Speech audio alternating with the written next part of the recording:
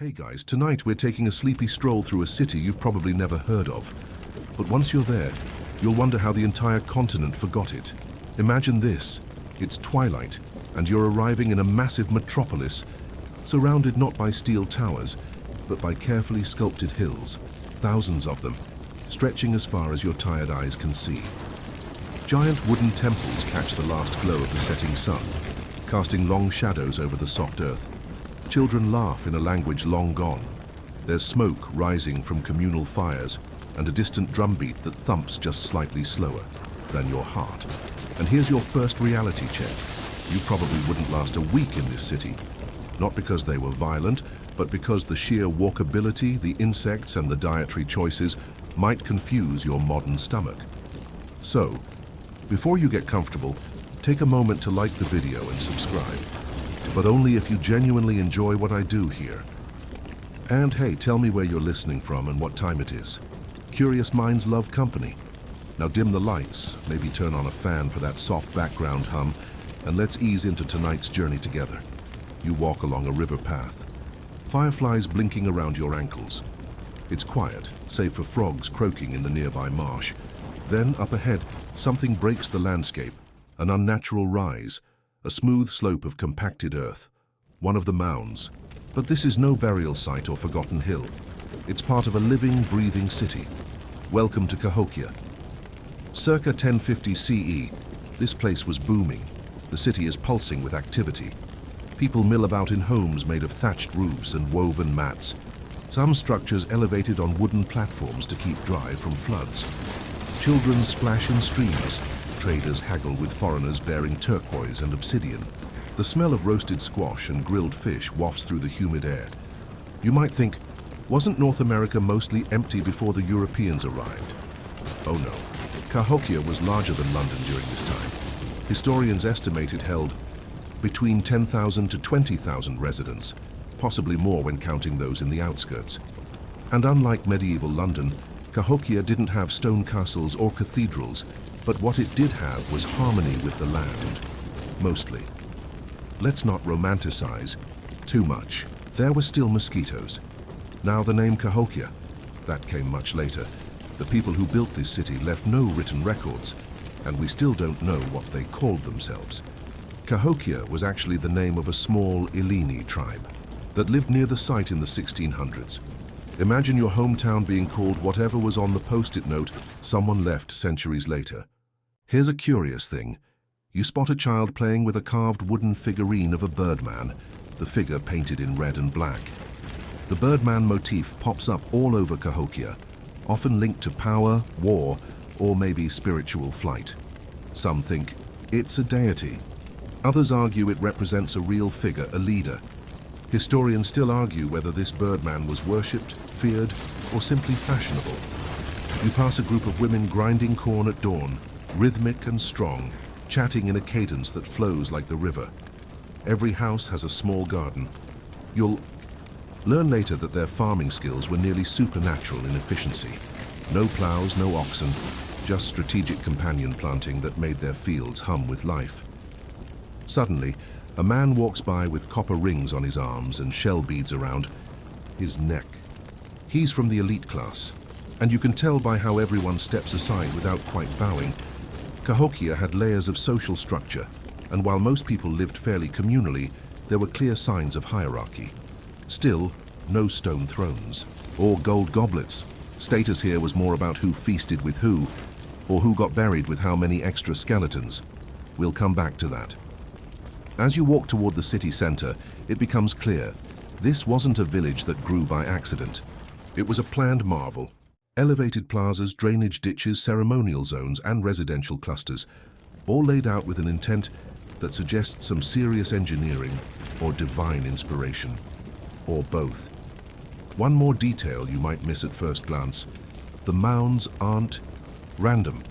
Many are aligned with solar events, solstices and equinoxes. The whole city seems to be half civilization, half celestial observatory, but we'll dig deeper into that in a bit. For now, rest your gaze on the glowing horizon, where the tip of Monk's Mound just peaks above the skyline, like the back of some slumbering giant. And don't worry, we're going up there next. You begin your slow ascent up Monk's Mound, and let's be honest, this isn't just a hill. This thing is huge, over 100 feet tall, with a base larger than the Great Pyramid of Giza. And here you are, barefoot in the damp morning grass, climbing. Something that 1,000 hands once shaped out of nothing but basketfuls of earth. No wheels, no beasts of burden, just human determination and a remarkable tolerance for back pain. At the top, you pause. The view is vast. Below you sprawls the city of Cahokia, thousands of homes, straight earthen avenues, fields of corn and squash, and a string of mounds like soft brown dominoes. You stand where priests, chiefs, or astronomer priests might have once stood. They'd have looked at the same horizon, calculating eclipses or calling public gatherings, or maybe just admiring how symmetrical everything turned out. Here's your historical fact. Monk's Mound was constructed in stages. Archaeologists believe it grew over the course of 300 years. Not only did its builders expand it multiple times, but they also included platforms, terraces, and what appears to be a central staircase, now partly eroded. At its height, there may have been a wooden temple on top housing the city's ruler or sacred fires, or both. Historians still argue whether it was a home, a place of worship, or an exclusive VIP lounge for rituals involving corn beer. Now here's a fun fringe tidbit. Centuries later, a group of French monks settled near the mound and built a monastery. Hence the modern name, Monk's Mound. But they didn't build on it, probably out of respect, superstition, or the fact that carrying bricks uphill wasn't on their spiritual to-do list. You reach the summit and sit cross-legged. The breeze is cool and carries with it the scent of earth, wood smoke, and something sweet, fermenting persimmons maybe. A small boy nearby is placing smooth stones in a spiral. His grandmother watches silently, letting the pattern emerge. It's easy to romanticize this moment, but remember, this city was not without conflict. There were class distinctions, power struggles, even signs of organized violence. But here, from above, it all seems peaceful, balanced, like the mound itself. Suddenly, you remember that Cahokia was abandoned centuries before Columbus ever set foot in the Caribbean. This entire civilization vanished without written records. It left behind no Rosetta Stone, no stone temples, no clear legacy, only mounds, tools, bones, and questions. Lots of questions. And speaking of questions, why so many mounds from up? Here you notice something strange. The placement of some mounds seems intentional. You line up a few in your mind and realize they point toward the rising sun. Others seem to track the moon. Could this be coincidence? Maybe. But considering Cahokia had several woodhenges, circular arrangements of giant timber posts that acted like solar calendars, it's hard to believe they were just throwing dirt around. Historians still argue whether these alignments were symbolic, practical, or just visually pleasing. After all, a city this big had to serve spiritual needs too. These people didn't separate religion from daily life. The act of planting, feasting, burying, all of it held cosmic weight. You were never just farming corn. You were feeding the universe. As the sun climbs higher, shadows shift across the mound top like time itself walking by. You lie back on the grass and stare at the clouds. Below, a festival is beginning. Drums, flutes, bright feathers. Someone's roasting something. That smells like fish and nuts, probably delicious, probably chewy. As you drift closer to sleep, lulled by wind and ancient noise, a question floats up in your mind like a bubble. Who coordinated this entire operation? Who said, "Hey everyone, let's build a mountain and align it to the stars"? The truth is, we still don't know. There are theories about priest kings, council leaders, even matriarchal clans. But there's no definitive answer. You roll onto your side and chuckle to yourself. Imagine if modern cities had to vote on each skyscraper with solar calculations in mind. We'd still be debating the first floor. The drums below fade slightly as the breeze picks up. Somewhere in the distance, thunder rolls. Maybe a summer storm, maybe just the gods shifting in their sleep. Either way, you feel oddly at peace, because right now, atop this handmade hill, you're part of a rhythm older than names. You descend Monk's Mound slowly, heel first, feeling the gravity of history in your calves. Each step brings you closer to the heart of the ancient city, where the earth flattens into wide plazas, surrounded by carefully constructed mounds, arranged. Like a cosmic board game, only the ancients knew how to play. Here's something delightful. Cahokia wasn't just built big, it was built on purpose. The main plaza alone spans nearly 50 acres.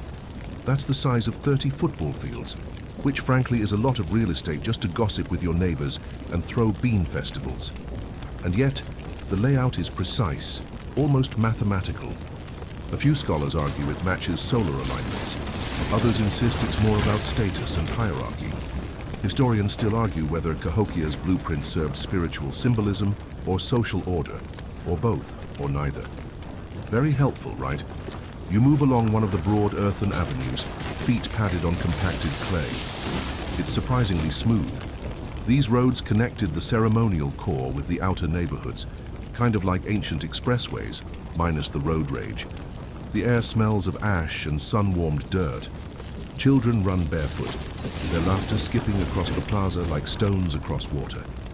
You stop at a smaller mound, rectangular in shape and lower to the ground. Not every mound was monumental. Some were simple platforms for homes or meeting spaces. Others were burial mounds. And that brings us to one of Cahokia's deepest puzzles, Mound 72. It doesn't look like much at first glance. A modest rise, partly eroded.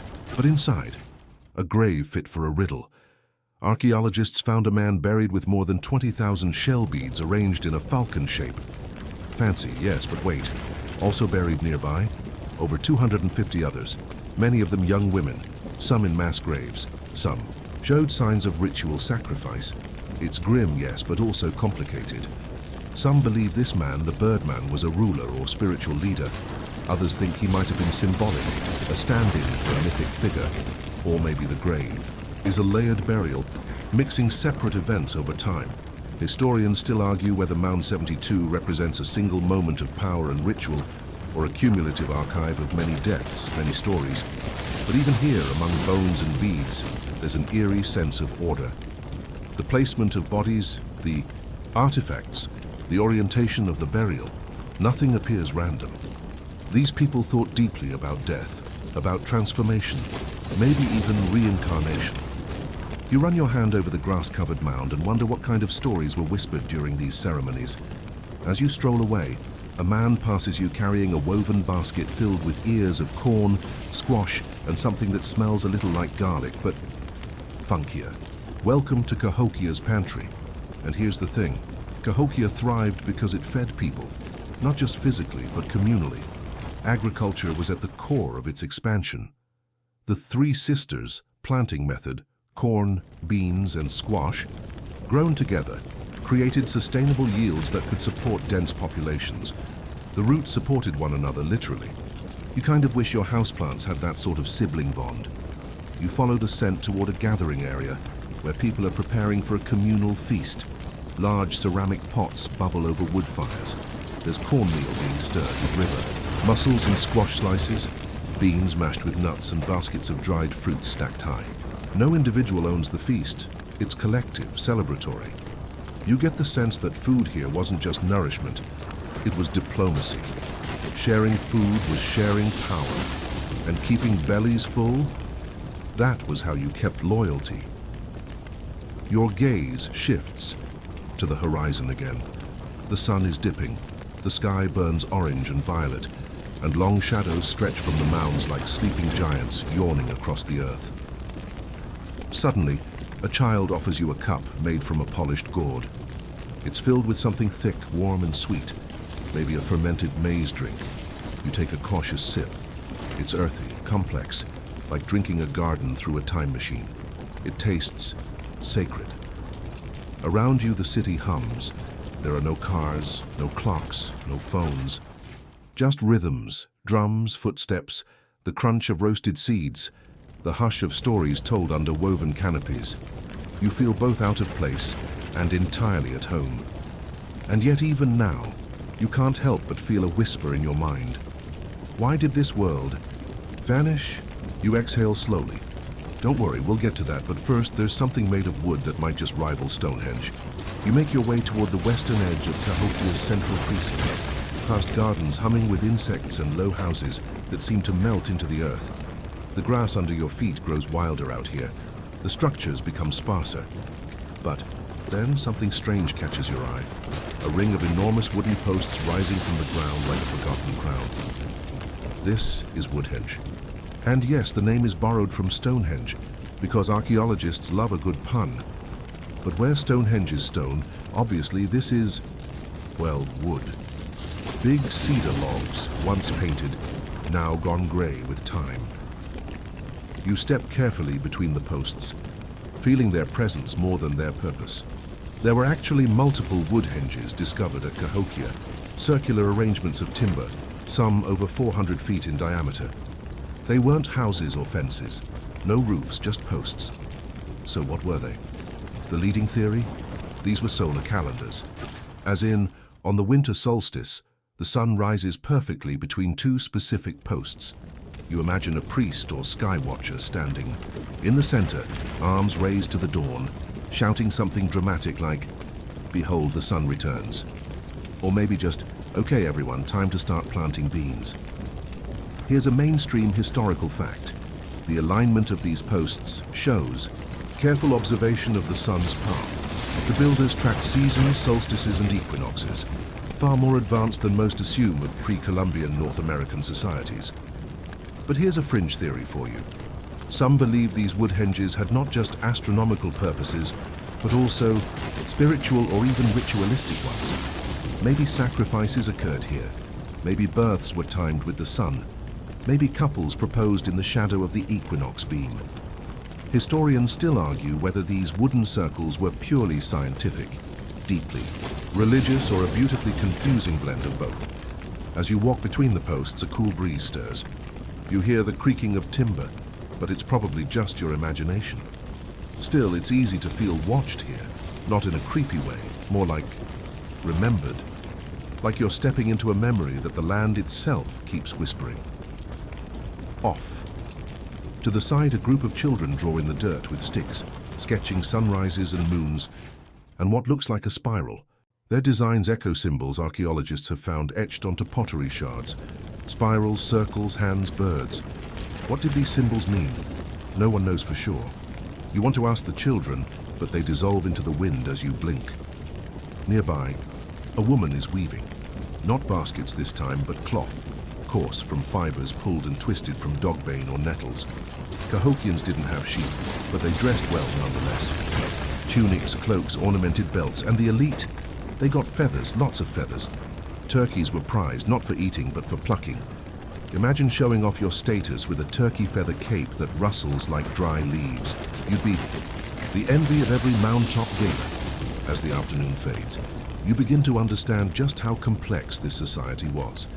There was art, astronomy, agriculture, trade, ceremony, and all of it layered over time, like an onion made of calendar events, gossip, and sacred geometry. From where you stand, the city looks deceptively quiet, but you can sense the rhythms, rising with the sun, marking seasons, aligning with stars.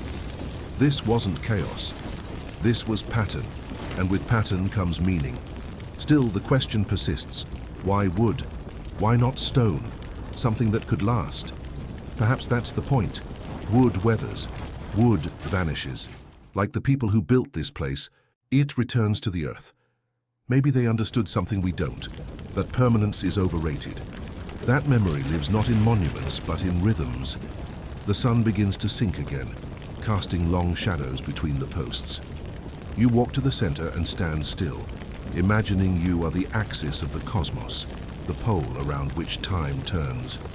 The breeze hums through the wood like a soft flute. Somewhere behind you, someone starts drumming again, and as the beat builds, you turn to follow the sound, because there's a game going on nearby, a game the Cahokians took very seriously, with big crowds, wild betting, and one rolling stone that might just decide your fate. You make your way toward the western edge of Cahokia's central precinct, past gardens humming with insects and low houses that seem to melt into the earth. The grass under your feet grows wilder out here. The structures become sparser. But then something strange catches your eye. a ring of enormous wooden posts rising from the ground like a forgotten crown. This is Woodhenge. And yes, the name is borrowed from Stonehenge, because archaeologists love a good pun. But where Stonehenge is stone, obviously this is, well, wood. Big cedar logs, once painted, now gone grey with time. You step carefully between the posts, feeling their presence more than their purpose. There were actually multiple Woodhenges discovered at Cahokia, circular arrangements of timber, some over 400 feet in diameter. They weren't houses or fences, no roofs, just posts. So what were they? The leading theory? These were solar calendars. As in, on the winter solstice, the sun rises perfectly between two specific posts. You imagine a priest or sky watcher standing. In the center, arms raised to the dawn, shouting something dramatic like, "Behold, the sun returns." Or maybe just, "Okay everyone, time to start planting beans." Here's a mainstream historical fact. The alignment of these posts shows careful observation of the sun's path. The builders tracked seasons, solstices, and equinoxes, far more advanced than most assume of pre-Columbian North American societies. But here's a fringe theory for you. Some believe these Woodhenges had not just astronomical purposes, but also spiritual or even ritualistic ones. Maybe sacrifices occurred here. Maybe births were timed with the sun. Maybe couples proposed in the shadow of the equinox beam. Historians still argue whether these wooden circles were purely scientific, deeply religious, or a beautifully confusing blend of both. As you walk between the posts, a cool breeze stirs. You hear the creaking of timber, but it's probably just your imagination. Still, it's easy to feel watched here, not in a creepy way, more like remembered. Like you're stepping into a memory that the land itself keeps whispering. Off. To the side, a group of children draw in the dirt with sticks, sketching sunrises and moons, and what looks like a spiral. Their designs echo symbols archaeologists have found etched onto pottery shards. Spirals, circles, hands, birds. What did these symbols mean? No one knows for sure. You want to ask the children, but they dissolve into the wind as you blink. Nearby, a woman is weaving. Not baskets this time, but cloth, coarse from fibers pulled and twisted from dogbane or nettles. Cahokians didn't have sheep, but they dressed well nonetheless. Tunics, cloaks, ornamented belts, and the elite, they got feathers, lots of feathers. Turkeys were prized, not for eating, but for plucking. Imagine showing off your status with a turkey feather cape that rustles like dry leaves. You'd be the envy of every mound-top gala. As the afternoon fades, you begin to understand just how complex this society was. There was art, astronomy, agriculture, trade, ceremony, and all of it layered over time, like an onion made of calendar events, gossip, and sacred geometry. From where you stand, the city looks deceptively quiet, but you can sense the rhythms, rising with the sun, marking seasons, aligning with stars. This wasn't chaos. This was pattern, and with pattern comes meaning. Still, the question persists. Why wood? Why not stone? Something that could last. Perhaps that's the point. Wood weathers. Wood vanishes. Like the people who built this place, it returns to the earth. Maybe they understood something we don't, that permanence is overrated. That memory lives not in monuments, but in rhythms. The sun begins to sink again, casting long shadows between the posts.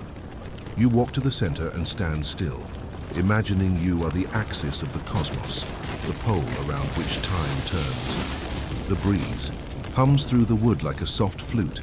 Somewhere behind you, someone starts drumming again, and as the beat builds, you turn to follow the sound, because there's a game going on nearby, a game the Cahokians took very seriously, with big crowds, wild betting, and one rolling stone that might just decide your fate. You follow the rhythm of the drum beats, weaving through the excited murmurs of the crowd. The grass has been worn down into a flat, dusty arena. This is no war. This is entertainment.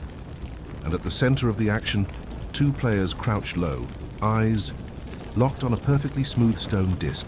A game is about to begin. Welcome to Chunky, yes Chunky. Pronounced just like the soup aisle at your grocery store, but with much higher stakes. You sit cross-legged on the edge of the field, trying not to get in the way of any flying spears. A wide dirt lane stretches before you, and at one end, a player rolls the stone disc like a roulette wheel with attitude. As it glides forward, both players hurl their spears, trying to land them where they predict the stone will stop. Sounds simple? Sure. But this wasn't just fun and games. For the Cahokians, Chunky could sway politics, settle disputes, and boost reputations. Think of it as the Super Bowl, the stock market, and courtship ritual all rolled into one. Here's your historical fact. Chunky was played throughout the Mississippian world, from the Great Lakes down to the Gulf Coast. Some accounts suggest whole communities gathered for these events, betting possessions, food, and even political outcomes. You imagine someone wagering half a field's harvest on their cousin's spear skills and immediately regretting it. And now for your fringe tidbit. There's a theory that losers of high-stakes Chunky matches might have faced dire consequences. Some suggest ritual humiliation. Others whisper of ceremonial suicide. Historians still argue whether the game was purely sport or laced with dangerous undertones of honor, fate, and sacrifice. You squint as the stone rolls again, catching the sun just right. The crowd lets out a collective "ooh" as a spear lands inches from the disc. A victory. Cheers erupt. Someone tosses a feathered sash around the winner's shoulders. Someone else starts an impromptu chant involving what you assume is Cahokia's version of MVP. Nearby, elders sit under shaded canopies, chewing roasted seeds and gossiping. They've seen dozens of these matches. To them, Chunky isn't just about the outcome, it's about the theater, the form, the grace of the throw, the confidence of the stance. You suspect that behind the cheers, there are deeper stories being told. And in a way, the game is a metaphor for Cahokia itself, predicting motion, aiming ahead, reading patterns in uncertainty. It's not just about where the stone is now, but where it will land. As the crowd disperses, you rise to explore the margins of the arena. There, behind a mound, you notice something a bit less glamorous. A pit, and not a ceremonial one. This is Cahokia's version of a garbage dump. Curious, you peer in. Broken pottery, discarded bones, a fish hook, a cracked bead, everyday debris. And yet, it tells a story. Garbage heaps are archaeological gold mines. And Cahokia's trash? It reveals everything from diet to class division. In richer households, waste includes fine shell ornaments and remains of rare animals. In poorer zones, the bones are smaller, the tools more worn. Social status didn't just show in who sat on mounds, it echoed in what they threw away. As you poke through imaginary layers of old compost and charred corn cobs, you realize just how human these people were. Their triumphs, their leftovers, their snack preferences, all still here under your feet. You hear someone behind you joke in a language lost to time, something about how guests never help clean up after feasts. The voice fades before you can turn. Just wind? Maybe. You walk away with dirt on your palms and a faint smile. Cahokia wasn't perfect, but it was alive. It had competition, celebration, laughter, spilled drinks, and the occasional overcooked squash. As twilight thickens, torches are being lit near the central plaza. But you're heading to the docks, because Cahokia didn't just play games or raise mounds, it traded far and wide. And tonight you're about to meet some of its most fascinating visitors, from the rivers, the mountains, and possibly the stars. You stroll down a sloping path toward Cahokia's riverfront, where trade canoes dock. Gossip flows faster than the water, and the scent of wet wood and fish lingers in the humid dusk air. You hear voices, but not all of them are familiar. The Uwamb. Accents vary, some sharp, some musical, some guttural. This isn't just a local market, it's a global hub by ancient standards. A long canoe slides in, carved from a single cypress log, gliding silently to shore. The paddlers wear tunics decorated with shell patterns you've never seen before. One carries a pack of obsidian blades. Another hands off a netted bag filled with cacao beans. That's right, cacao. This far north. The traders came from Mesoamerica. Here's your historical fact. Archaeological evidence shows that Cahokia had contact with far-flung cultures, from the Great Lakes to the Gulf of Mexico, even as far as what's now Mexico. Artifacts like marine shells, copper from Lake Superior, mica, and yes, cacao residue, all point to a vast trade network. You overhear a Cahokian elder haggling for a chunk of turquoise. The local offering? A hand-woven belt with rare dyed patterns. Not everything's measured in gold. Color, rarity, meaning. These are the currencies of the ancient market. And now for your fringe tidbit. Some scholars have speculated that Cahokia might have hosted sacred pilgrimages, not just from neighboring villages, but from distant lands. Maybe once a year, maybe once a generation. People would come not only to trade goods, but to share knowledge, ritual, even marriage alliances. Historians still argue whether Cahokia was simply a trade nexus or a spiritual capital of an entire forgotten civilization. You walk slowly through the temporary stalls, just mats on the ground and low tables crafted from woven reeds. Offerings are arranged in careful rows, carved effigies, wampum belts, clay flutes that whistle like birds, dyes made from crushed berries and rusted rock. A man with tattooed cheeks offers you a strange fruit, like a green plum but with a citrus twist. You take a bite and it bursts with juice, sweet, sour, wild. You nod, he grins. Nearby, two women from the northern forest tribes exchange gossip while inspecting deer hides. Their language flows like a cold river, crisp and measured. They hand each other something wrapped in bark, a medicinal root maybe, or just a really good snack. Cahokia wasn't isolated. It was cosmopolitan, an ancient melting pot without the steel skyscrapers or overpriced lattes. And you start to realize this diversity, this cultural exchange, this openness, it's part of what made Cahokia so powerful. Ideas moved here, stories moved here. You could hear 10 dialects before breakfast. You pass a group of children watching a puppeteer perform a story with carved animals and exaggerated voices. Laughter erupts as a clay turtle smacks a smug fox with a stick. The children scream with delight. A mother shushes them gently, then gives in and laughs too. You sit down near the water's edge, toes barely skimming the surface of the river. Across the way, lanterns begin to glow along the docks. Fireflies blink in tandem. The last canoes are being tied off, and in that peaceful shimmer, you realize something profound. This was never a forgotten civilization. It was remembered by rivers, by seeds, by shells passed down. It's only modern memory that failed to keep up. A heron glides silently overhead. You follow its wings until it disappears into the fading light. Behind you, the music has started again. And this time it's not just a festival tune, it's a warning. Because as trade flourished and mounds rose ever higher, something dark was stirring on the horizon. Not a war, not yet, but the beginning of a very slow unraveling. The drums fade into a low, unsettling hum. Somewhere in the night, a dog barks once and then falls silent. You glance up at the sky. Clouds have gathered. The breeze has shifted. Something is off. You're still sitting at the riverside, but now the atmosphere feels different.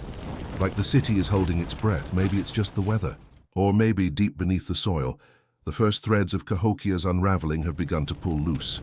You walk through the plaza again, still full of life, still warm with firelight and laughter.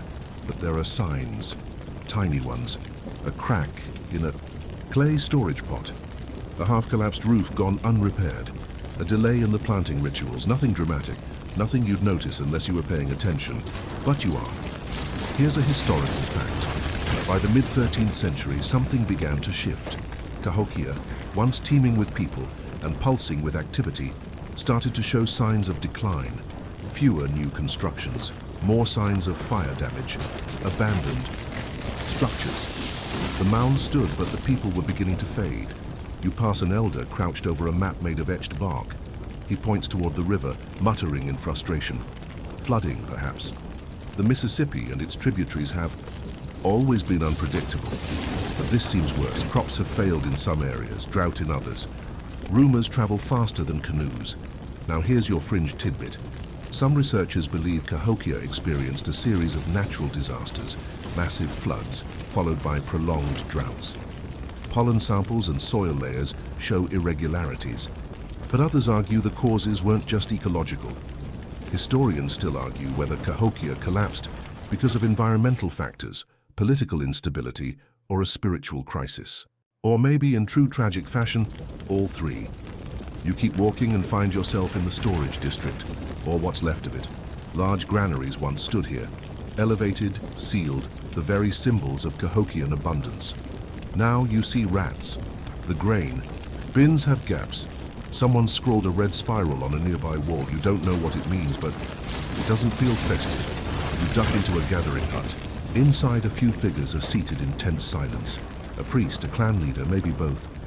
They speak softly, urgently. You catch words like blight, spirit anger, and withdrawal of favor. These weren't just crop failures, they were seen as signs. The gods, the ancestors, the sky, something had turned away.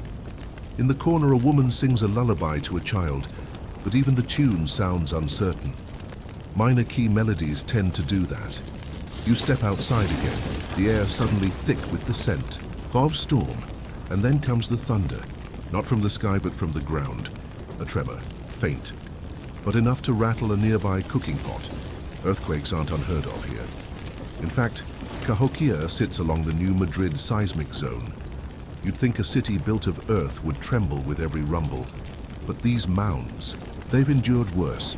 Still, you can't shake the feeling. Something's tipping, like a drumbeat off rhythm, like a game of chunky where the stone suddenly rolls uphill. You pass a shrine that's been boarded shut, a sign of mourning perhaps, or fear. Even the dogs seem quieter tonight. The usual chatter around the fire circles has faded. You overhear a grandmother telling a story about a great serpent in the river who swallows cities whole when dishonored. The children listen with wide eyes. You head back toward the great plaza. Fewer torches are lit now, more houses are dark. And those that glow, their fires are smaller, shielded, quiet. Above you, Monk's Mound still looms, but it feels more like a tomb now than a temple. Cahokia is still alive, still strong, but you can feel the subtle fractures forming, not in the earth, but in the people.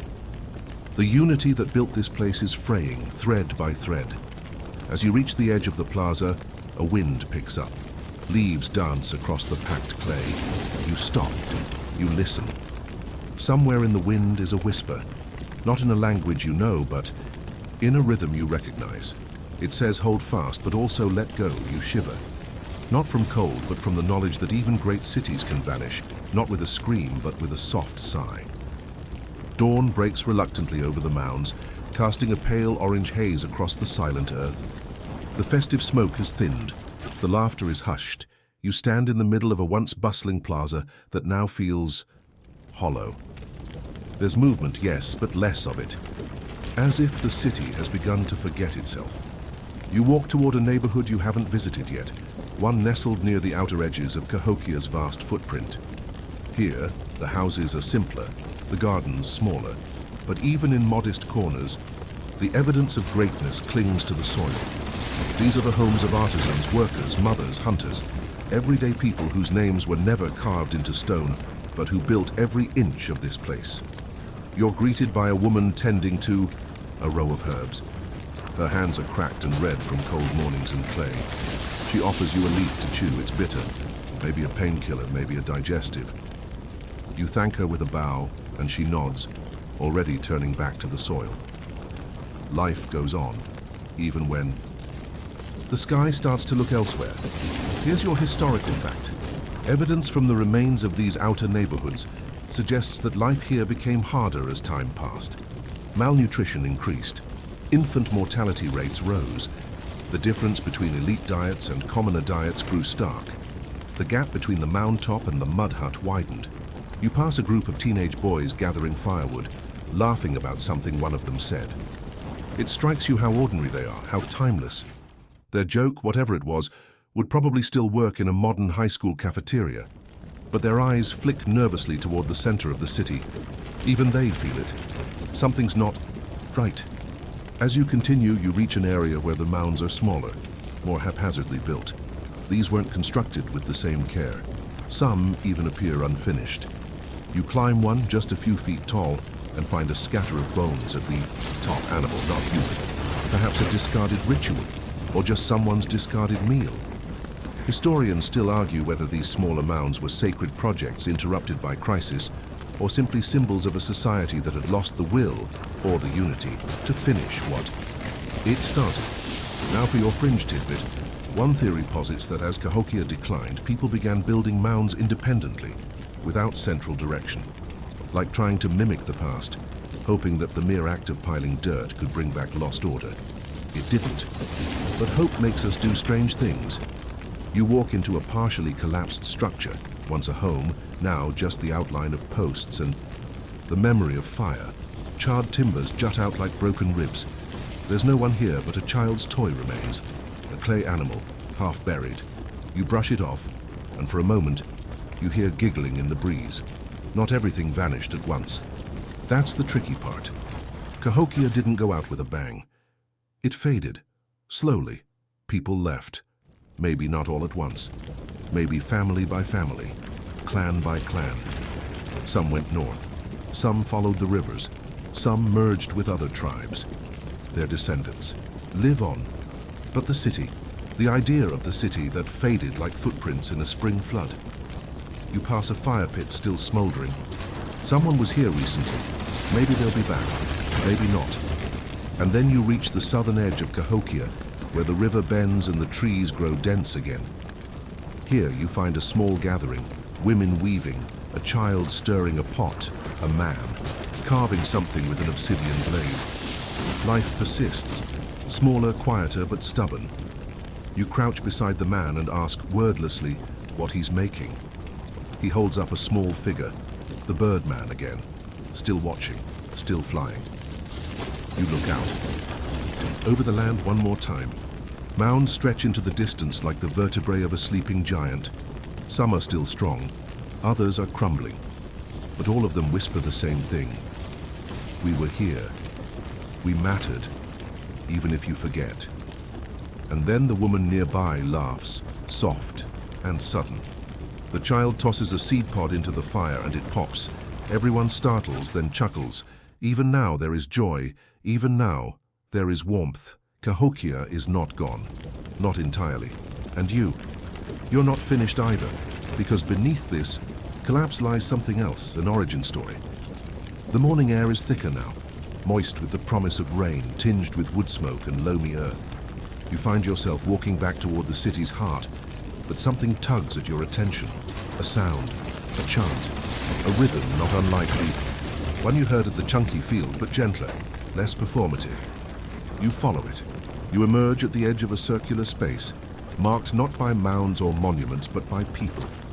Dozens of them, forming a wide ring, their bodies swaying in unison. In the center, a young woman dances with measured grace, holding a bundle of what looks like wildflowers and feathers.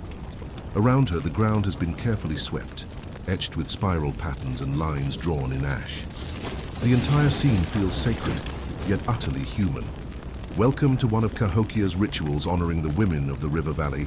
Mothers, matriarchs, healers, cultivators, storytellers. You sit quietly under a bent tree, watching the dance unfold. Here's your historical fact. In Cahokia and other Mississippian cultures, women held powerful social and spiritual roles. They were deeply involved in agriculture, medicine, midwifery, and ceremonial life. Some burial sites, like Mound 72, contain richly adorned female remains, hinting at elevated status. And now for your fringe tidbit. A few researchers have proposed that Cahokia may have once been guided by a matrilineal system, that is, descent, and leadership traced through the mother's line. There's no conclusive proof, but the prominence of women in ritual and economy suggests they were more than just background figures. Historians still argue whether Cahokia's elite class was patriarchal, matrilineal, or a hybrid power structure. We can't fully categorize with modern terms. A baby begins to cry. A woman gently picks him up and bounces him in time with the drumming. You notice how fluid everything is, how gender roles, age roles, community roles blur into something more collaborative. No one seems excluded here. Authority doesn't bark, it sings. As the ritual ends, the dancers step out of the ring. The young woman who had led them walks toward a basket and carefully places the bundle inside. Flowers, feathers, and what looks like a small carved figure of the moon. You stand and offer a respectful nod. She nods back. No words needed, you continue. Walking and come upon a gathering of young girls weaving grasses into intricate patterns. One of them giggles as she messes up a loop and starts over. Another proudly holds up her creation, a sunburst, tightly knotted and perfectly symmetrical. They're learning skills passed down not by manuals, but by fingers and laughter. You can't help but smile. Nearby, an elder sits on a woven mat, grinding herbs with a stone. She beckons you over and lets you smell the mixture. It's sharp, tangy, something between mint and pepper. She pats your hand and mutters a word that sounds like strength. You're not sure if it's the name of the herb or her observation of you. Either way, you feel oddly fortified. You look toward the horizon where the Woodhenges once marked time and wonder, were these ceremonies aligned to the solar cycle too?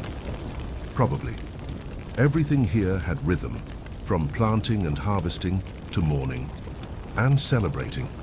These weren't just tasks, they were rituals. You pause beneath a low tree to rest. The leaves rustle like whispers. Somewhere, someone is singing a lullaby in a language that has not been spoken for centuries, and yet somehow you feel like you understand it. The mounds are silent witnesses. The plazas, once crowded, are now thin with movement. But here, among women weaving sunbursts and healing with herbs, Cahokia still breathes, and then laughter again. High, bright, piercing the haze like a sunbeam. A group of children race past you, one of them holding a stick with a bird carved at the tip. You realize they're playing their own version of Chunky, mimicking the adults arguing over imaginary bets. You grin and shake your head. The city may be fading, but the spirit, the stories, the rhythms, the rituals, they're stitched deep into the soil. And that soil, it remembers.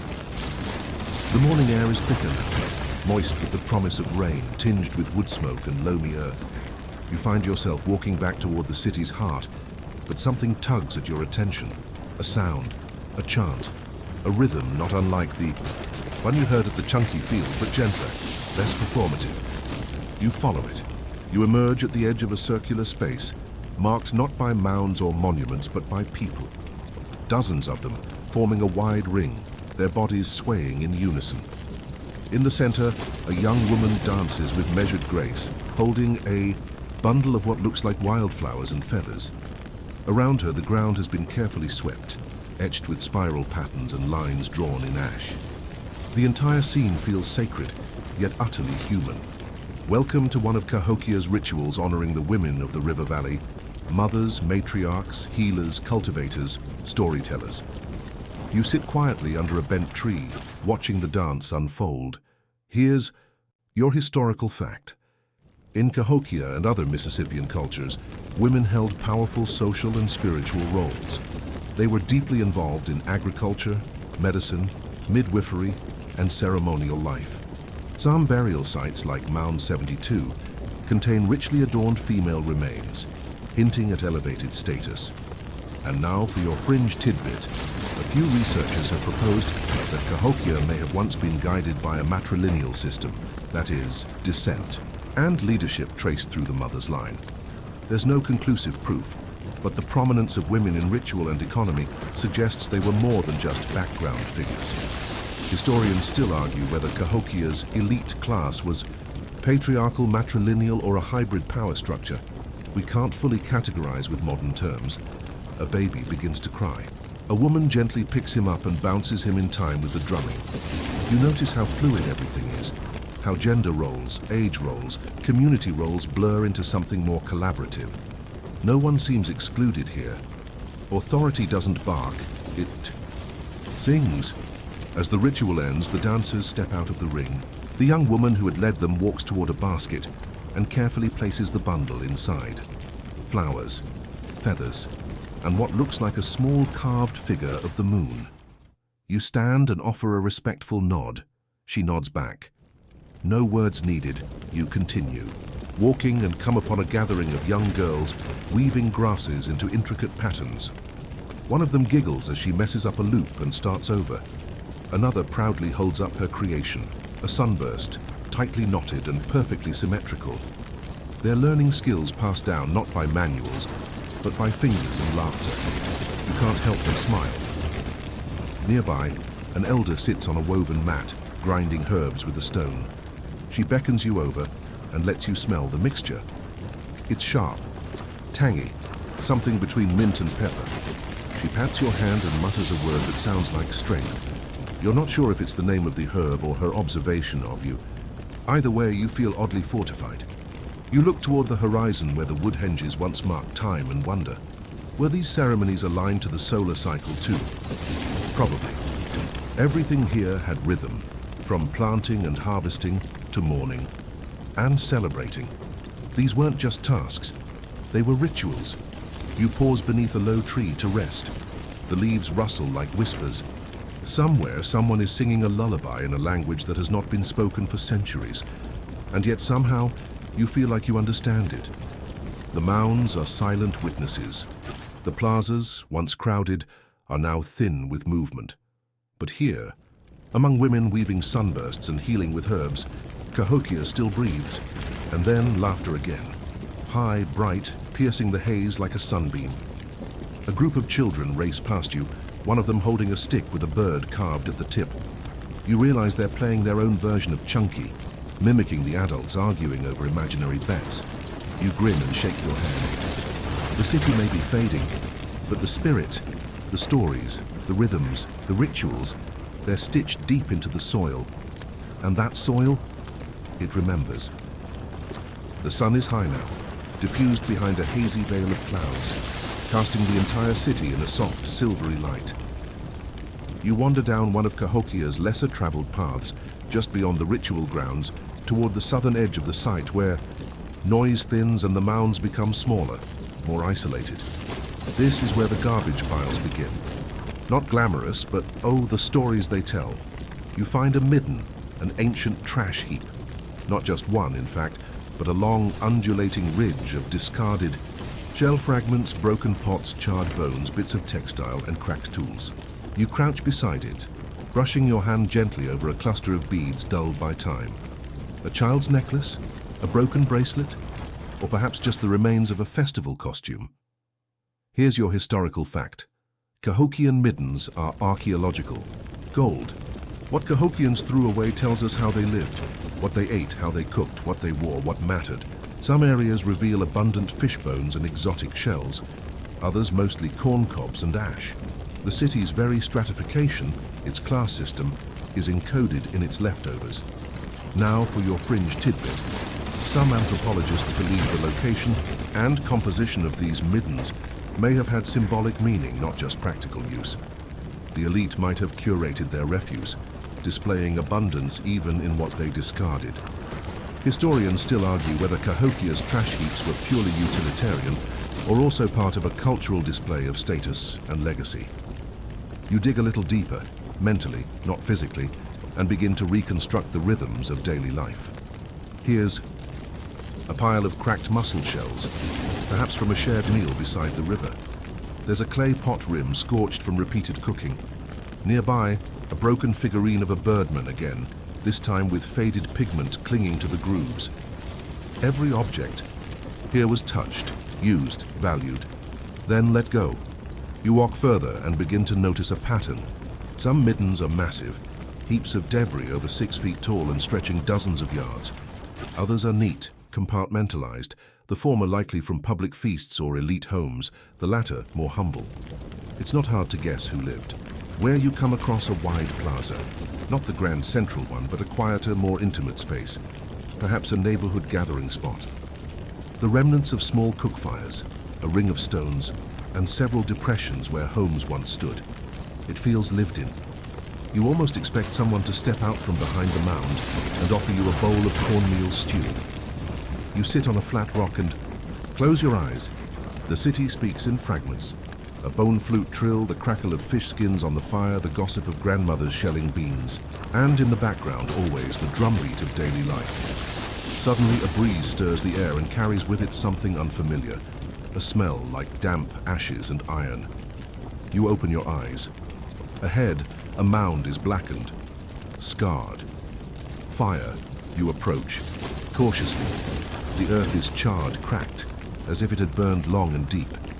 The structures once atop it are gone, replaced by silence and scorched soil. You bend to touch the ground, still warm. Here's what you know. Several mound-top buildings at Cahokia show signs of burning. Whether through accident, warfare, or ritual clearing, we may never know. Some of these burns happened late in Cahokia's life, possibly tied to its unraveling. Others were deliberate, part of cyclical renewal. Historians still argue whether these fires were signs of violence, rebellion, or religious ceremony. But the result is the same, charred memories baked into earth. You sit near the edge of the mound and let the silence settle. The trash heaps, the forgotten plazas, the burned mountaintops. They're not separate stories. They're one arc, a great experiment in living together, balancing ceremony and survival, ambition and humility. You gaze out over the city once more. Even in decline, even amid ashes, Cahokia holds a quiet dignity. And somewhere beyond the trash pits, beyond the last echo of the drum, a canoe is being carved. A baby is being born. A seed is being planted. Because even when the center cracks, life always begins again at the edge. You follow a narrow path that curls around the city's outer edge, where the sound of hammers and laughter gives way to whispers of wind through tall grass. The mounds thin out here. The trees grow thicker and the landscape softens. Less manicured, more wild.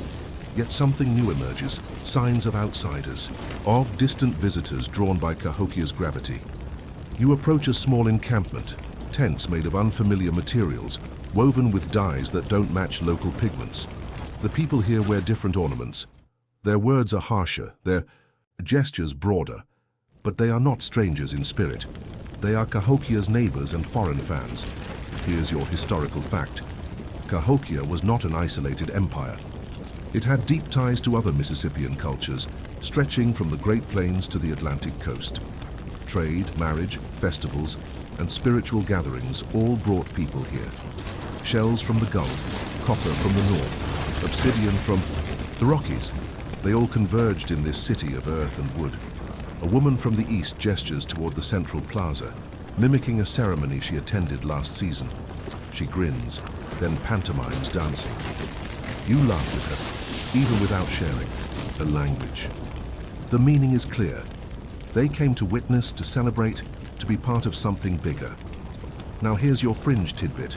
Some believe these visitors didn't just trade, they settled.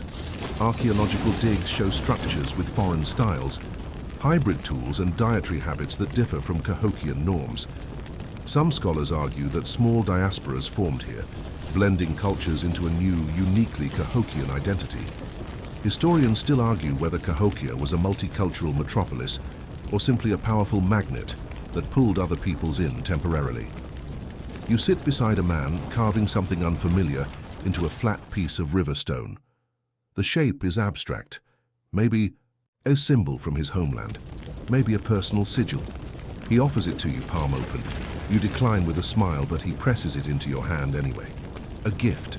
As you walk through the encampment, you hear stories, told in 10 dialects, with hands and song. One man speaks of fireflies that dance like spirits. Another describes stars he sees differently here than back home. A young girl mimics a chunky throw, prompting cheers from everyone around. You notice something else. The people here seem less troubled by the signs of decline. Maybe because they've seen cities rise and fall before. Or maybe because they didn't come for power. They came for meaning. You ask yourself, what drew them to this city? Was it the mounds, the ceremonies, the sense of purpose, or maybe it was something even older, a kind of magnetism baked into the land itself? You walk beyond the tents now, past a field scattered with ceremonial poles. A man from the far north, his cloak lined with fur, bows toward the sun as it climbs past midday. You mimic him. Why not? Reverence needs no translator. You begin to wonder how many people came here never intending to leave. How many walked through Cahokia's gates wide-eyed and decided to stay, to join a living experiment in urban life before the word urban even existed on this continent. You pass a mural, painted crudely but vividly on clay-plastered wall. It shows a circle of people dancing around a central fire, hands joined. Their garments are all different, Stripes, feathers, plaids, solids, but their faces all glow with the same expression. Joy. Maybe that's what Cahokia offered. Not just trade, not just power, but belonging. And yet, even among the visitors, whispers of change swirl in the air. The feasts are fewer, the rituals quieter. There are fewer boats at the docks. The roads to the north seem less worn. You hear someone speak the word gone in a sorrowful tone, and another voice hushes them. You find yourself at the river again, watching two boats pull away. One is heavy with goods, shells, grain, woven cloth. The other holds only people, a family, maybe, leaving or returning home, you can't tell, but both boats move slowly, reverently, as if they know they're leaving something sacred behind. You wave and one of the children waves back, and you wonder, if you had come here 1,000 years ago, just a visitor, would you have stayed?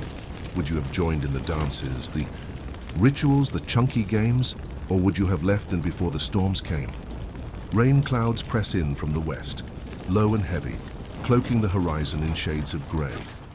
You walk slowly along the muddy edge of a causeway, once dry and firm, now soft and unsure beneath your feet. It feels like the city is sinking, not into the earth, but into memory. You pass familiar places, the great plaza now quieter than before, the once thrumming marketplace scattered with half-dismantled stalls, the smaller mounds now left untended, grasses growing wild over their carefully laid slopes. This is when the Great Collapse begins. Here's your historical fact. Between the years 1250 and 1350 CE, Cahokia's population plummeted. Entire districts were abandoned. Construction on new mounds ceased. Fires, some deliberate, others accidental, marked ceremonial structures.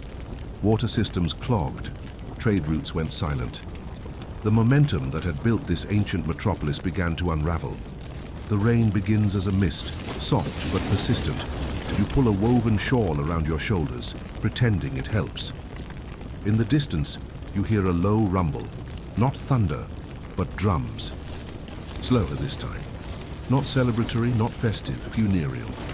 You follow the sound, you come upon a gathering, somber, silent. Dozens of people form a ring, just like in the women's ceremony, but there's no dance now.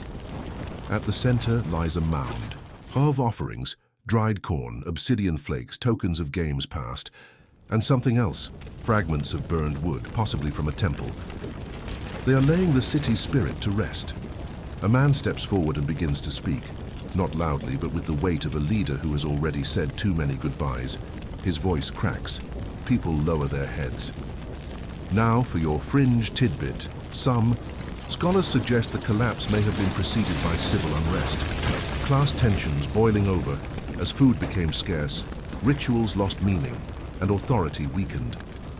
There are signs of palisade walls being rebuilt hastily, of internal fires not caused by invaders.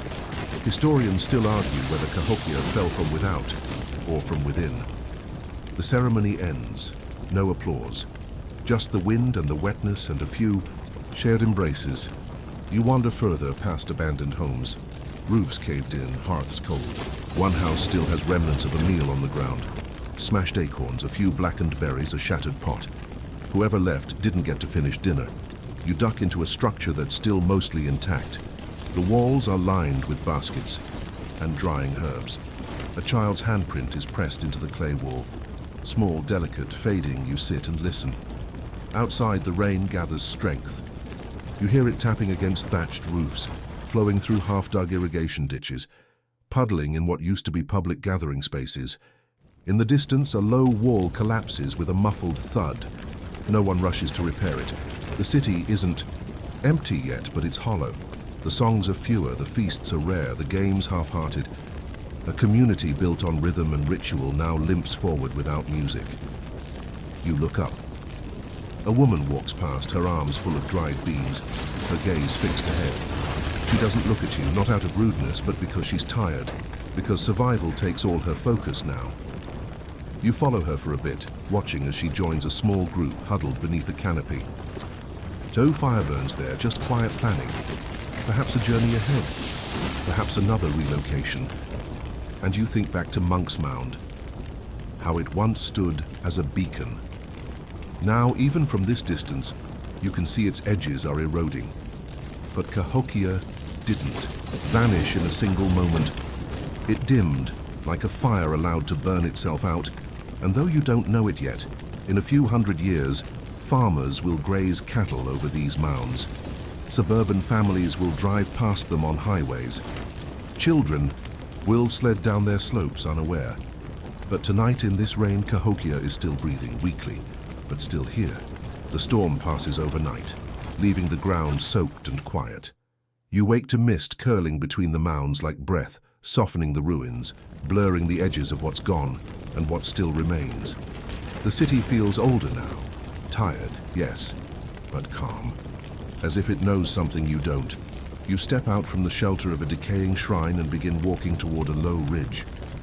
The earth here is uneven, cracked in places. A trickle of water cuts through it like a fresh scar. It's here that people first began asking the hardest question. Was it climate or chaos? Here's your historical fact.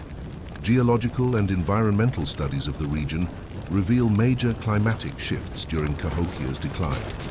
There were years of massive flooding, likely caused by shifts in the Mississippi River's course. Then came droughts, long punishing stretches where crops failed and communities fractured. These weren't just seasonal inconveniences. They were societal wrecking balls.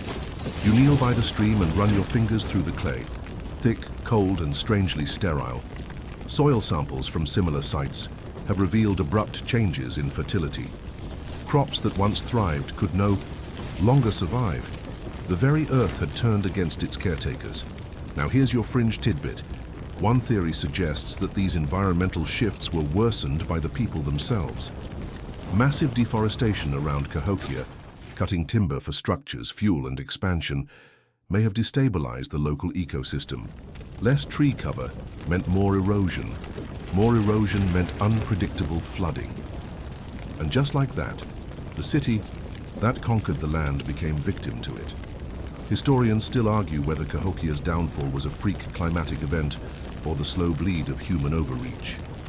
You rise and continue walking, this time toward an open field where someone has stacked rocks in an unfamiliar pattern, a shrine, a marker, or maybe just someone's quiet protest against forgetting. As you pass, you notice something unsettling, a section of palisade wall hastily rebuilt. The logs are uneven, some lean.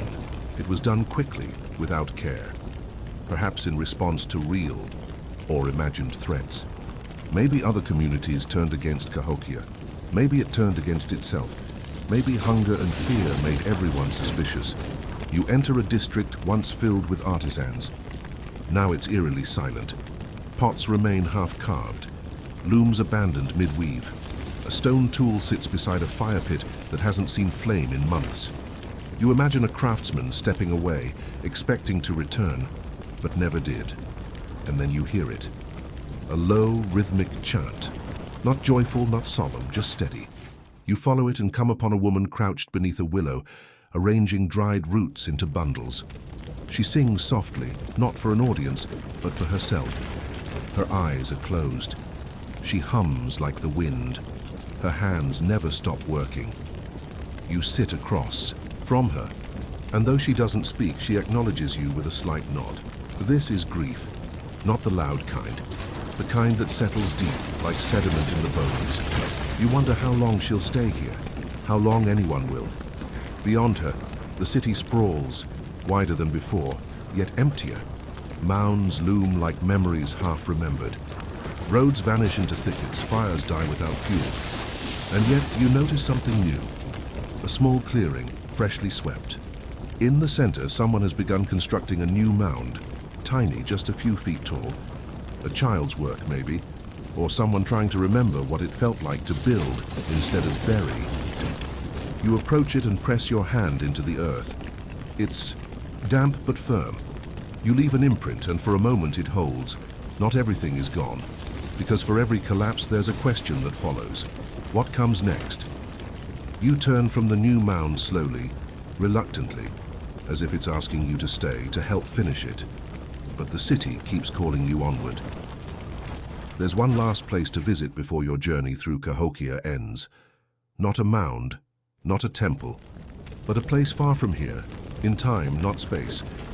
You walk through tall prairie grass, each step taking you further from the ancient world and closer to something strange. Asphalt, the crunch of gravel, the distant hum of tires. And then, blinking fluorescent lights. You've reached modern Cahokia, sort of. Here's your historical fact. Cahokia was rediscovered centuries after its decline, though, to be honest, it was never truly lost. The mounds stood in plain sight, looming over the Mississippi floodplain. Early European settlers plowed fields right over them. By the 1800s, antiquarians were poking around with shovels and guesswork, baffled that such a grand site had no castles or Latin inscriptions. Some assumed the mounds had been built by Vikings, or Egyptians, or even a lost tribe of Israel, because clearly Native Americans couldn't have done it. Right? You sigh. Modern bias ages like milk. By the 20th century, Cahokia's scale could no longer be denied. Archaeologists began serious study. Dig sites revealed layers of complexity: ceremonial plazas, elaborate burials, astronomical alignments, and still, mystery. You walk past a chain-link fence now. A strip mall buzzes in the distance. A convenience store squats atop what might have once been a neighborhood.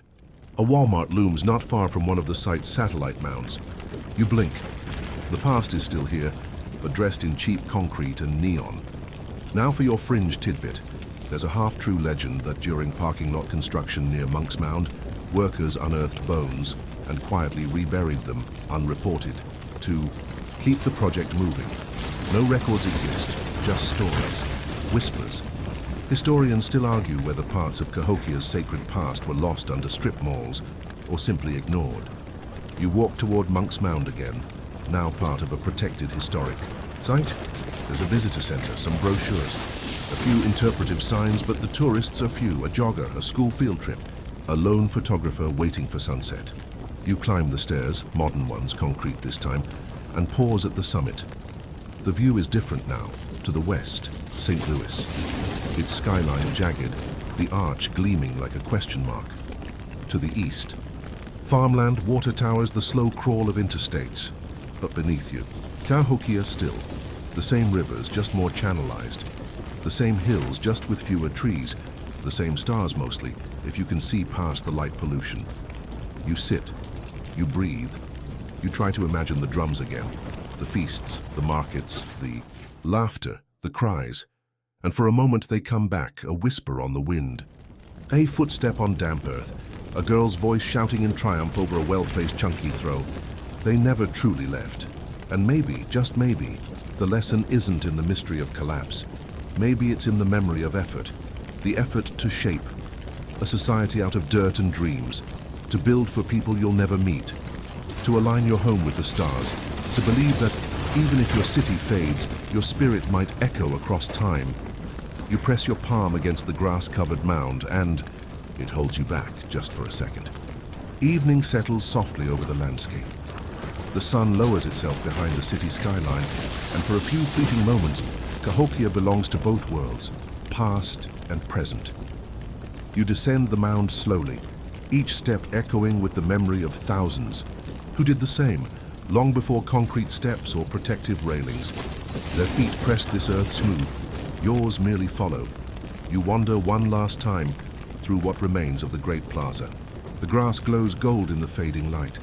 Insects buzz lazily in the still air. Somewhere nearby a bird calls, a trill, then silence. The world seems to pause, the people are long gone. But the city is not empty. You walk the outline of homes that no longer stand, past hearths that haven't warmed a family in 700 years. You can almost hear the whisper of a mother's lullaby, a grandfather's chuckle over a shared meal, a priest's murmur in a foreign tongue. You close your eyes. They're all still here, if only in echoes. Here's your final historical fact. Monk's Mound remains the largest earthen structure in North America. Cahokia, in its prime, covered 6 square miles, had dozens of mounds, and supported a population that rivaled medieval London. And yet, when it was gone, no one wrote it down.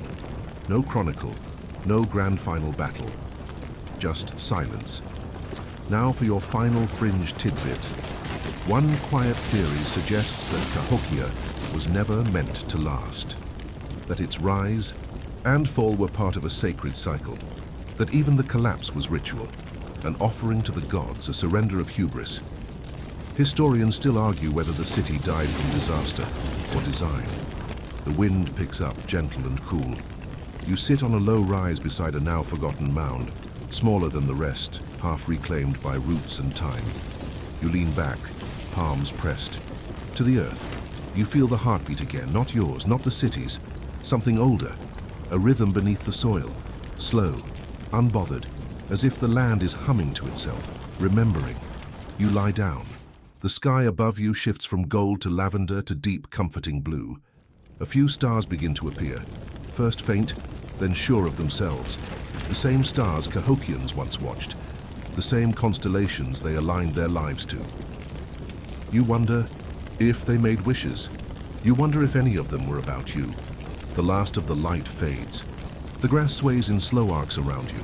A drumbeat from far away returns, muffled, steady. Your mind filling in what the world no longer provides. You let it carry you. You let it hold you. You let Cahokia, its dreams, its rituals, its mysteries, wrap around you like a blanket of earth and memory. And finally you sleep. Now the air has gone still. You are lying at the base of a quiet mound, the soil warm beneath your back, the sky endless above. No footsteps, no shouts, no hammers shaping clay. Just the hush of tall grasses shifting in the night wind, and the slow, steady breath of the land itself. Everything feels slower now. The rhythms of the city fade into softer patterns. The drums are a heartbeat in the distance. The laughter is a gentle hum at the edge of memory.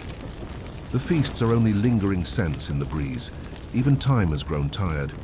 You feel yourself sinking, not into sleep, but into the story.